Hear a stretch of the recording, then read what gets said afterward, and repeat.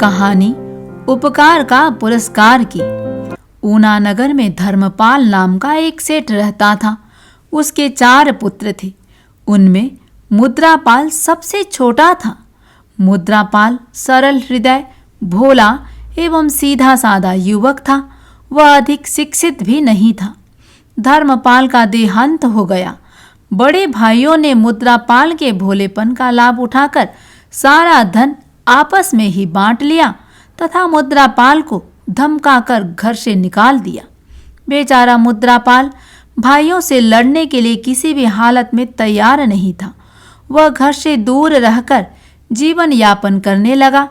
उसका गुजारा बड़ी मुश्किल से हो पाता था। कभी कभी तो भूखा भी रहना पड़ता। फिर भी उसके मन में किसी के प्रति कोई शिकायत नहीं थी। जब अपने गांव में जीवन यापन कठिन हो गया तो वह नौकरी की तलाश में किसी दूसरे नगर की ओर चल दिया। चलते चलते मुद्रापाल एक दिन विजयनगर में पहुंचा। भूख और थकान से उसका बुरा हाल था। वह गांव के बाहर ही एक धर्मशाला में ठहर गया। दिन में वह नगर में नौकरी की तलाश में जाता, लोगों के छोटे मोटे काम करता और सायं धर्मशाला में आकर विश्राम करता। यूं कई दिन बीत गए। एक दिन दोपहर तक इधर उधर भटकते रहने के बाद भी मुद्रापाल को कोई काम नहीं मिला। वह निराश हो भूखा प्यासा धर्मशाला में आकर लेट गया। बरसात के दिन थे। थोड़ी ही देर में घटाएं चढ़ी, तेज हवा चली और मूसलाधार वर्षा होने लगी। मुद्रापाल धर्मशाला के बरामदे में आकर चारों ओर फैले प्रकृति के भयानक दृश्य को देखने लगा। वहां और भी भद्र पुरुष उसके पास खड़े थे। पानी रास्ते में तेजी से बह रहा था। तूफानी हवा के कारण लोग ठंड से कांप रहे थे। कई वृक्ष चरमरा कर टूट गए थे। सहसा उन्हें किसी महिला की पुकार सुनाई दी। वह अपनी सहायता के लिए जोर जोर से पुकार रही थी। लोग खड़े खड़े सुन रहे थे। कोई उस ओर नहीं जा रहा था। मुद्रापाल ने जब देखा कि महिला की पुकार को इस नगर के निवासी अनसुनी कर रहे हैं तो वह तूफान व वर्षा की परवाह किए बिना तुरंत उस ओर दौड़कर गया जिधर से करुण पुकार आ रही थी। लोगों ने उसे रोकना भी चाहा, परंतु वह किसी को संकटग्रस्त अवस्था में देखकर रुक नहीं सका। मार्ग में पेड़ टूटे हुए पड़े थे। मुद्रापाल उनसे बचता हुआ बढ़ता गया। उसने देखा 2 युवतियां बहुत बड़े टूटे हुए पेड़ के तने को जोर से पकड़कर घुटनों तक पानी में घबराई हुई सी खड़ी हैं। ऊपर से मूसलाधार वर्षा हो रही है तथा तूफानी हवा से वे थर थर कांप रही हैं। मुद्रापाल को समझते देर नहीं लगी कि चारों ओर कोई मकान नहीं होने के कारण इन युवतियों ने इस वृक्ष के नीचे वर्षा से बचने की कोशिश की थी, पर वह भी टूटकर गिर गया। दोनों संयोग से ही बच पाई। मुद्रापाल को देखते ही वे दोनों पुकारने लगी, हमें बचाओ, जल्दी बचाओ।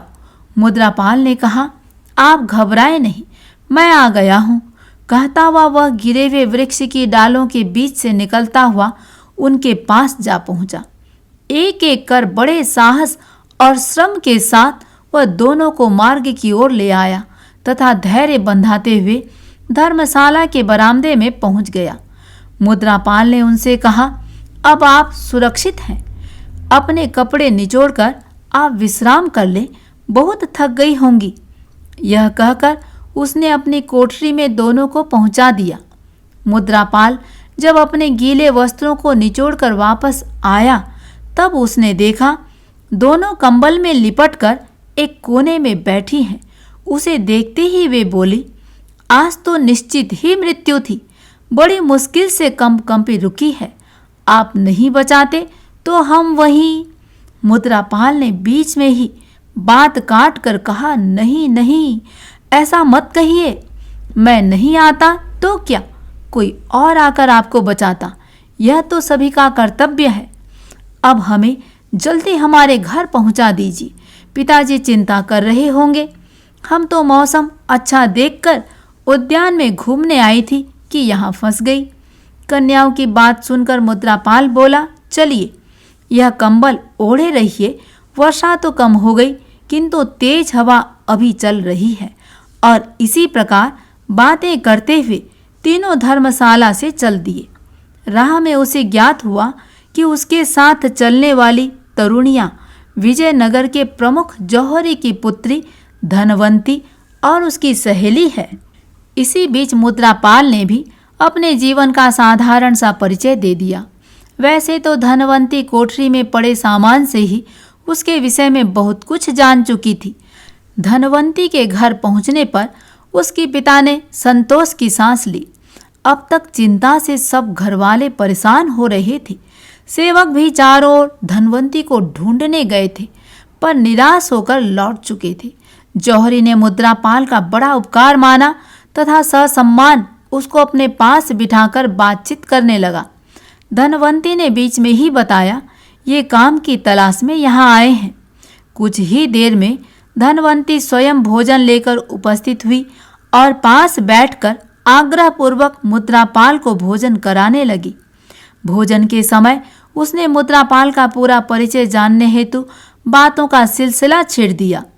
मुद्रापाल ने सहज ही अपनी आप बीती धनवंती के सामने बयान कर दी। मुद्रापाल की आप बीती सुनते ही धनवंती का हृदय करुणा से भर गया। धनवंती अपने पिता की अकेली संतान थी। पिता के जवाहिरात का व्यापार था। वह भी अपने पिता के व्यवसाय में हाथ बटाया करती थी। रत्नों के साथ साथ उसमें आदमी को परखने की भी अच्छी क्षमता आ गई थी। वह समझ गई कि सामने बैठा युवक बड़ा सरल हृदय और निश्चल है।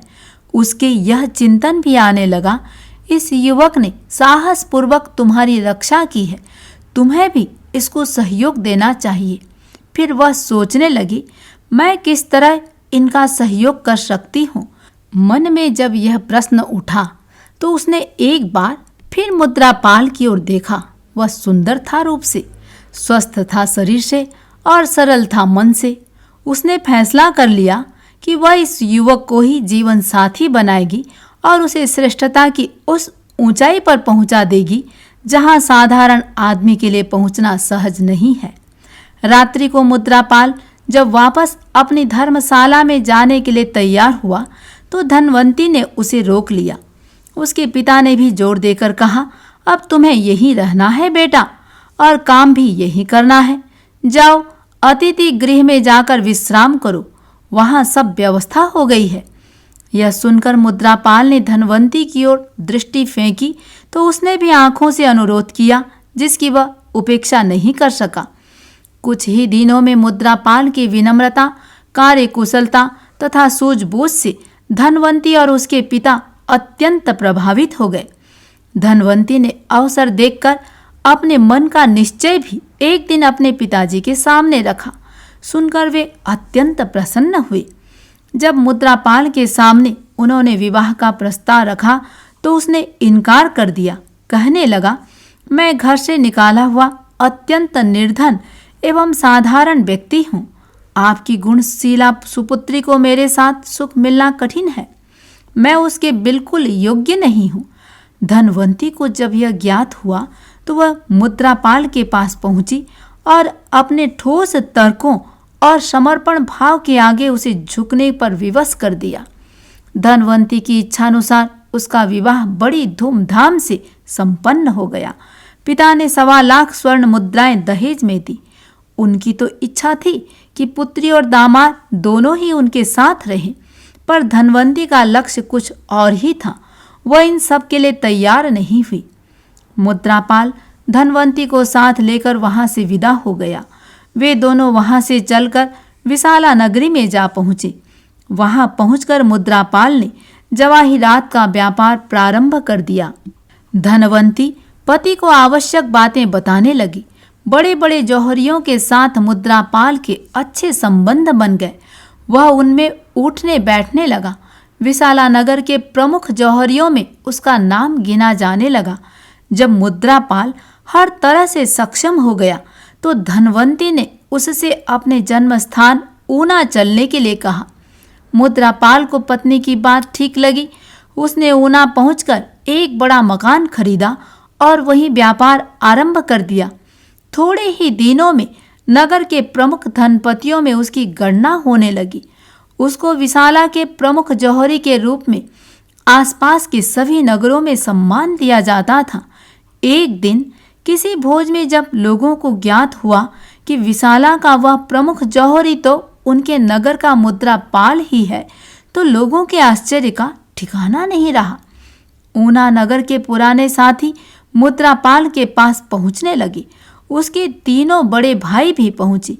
उन्हें यह अच्छी तरह ज्ञात हो गया कि भोले भाले मुद्रापाल ने अपनी कर्तव्य निष्ठा के बल पर सब कुछ प्राप्त किया है। कथाबोध कहता है, उपकार करने वाले को बहुधा पुरस्कार मिलता ही है।